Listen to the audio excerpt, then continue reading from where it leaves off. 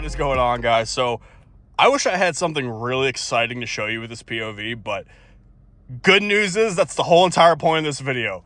You need a boring car, preferably automatic, so you're not tempted to do anything to it. And this is why. If you're paying Massachusetts rent money or just 2024 rent money in general, you know the last thing that you want is an unnecessary payment every month, all right? I have an E36 BMW and I got a Mazda Speed 3, which are my fun cars.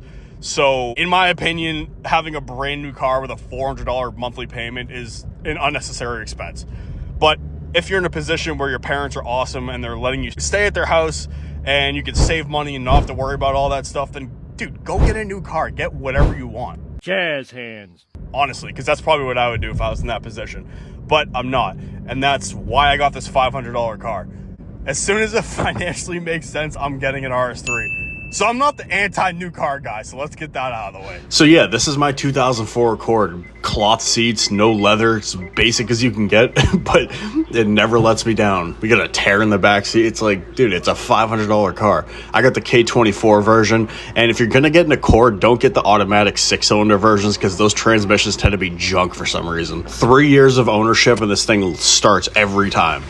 Sounds like a lawnmower every time you rev it, but whatever, it's a Honda. And you know we got the poverty spec tires because it doesn't matter. We got a little rust bubble, we got dings, dents, and of course there's pros and cons to getting a used car, but if you know about cars or you know somebody that knows about cars and you want to get something cheap, just go check something out. Make sure it doesn't burn oil, make sure it doesn't overheat, and you might have a good car on your hands. And if you can find a used car owned by an older lady or an older guy, then you might be in luck because 9 times out of 10, they're not beating on them and they're going to treat you well. And as always, I appreciate you guys, so feel free to comment and I'll get back to you.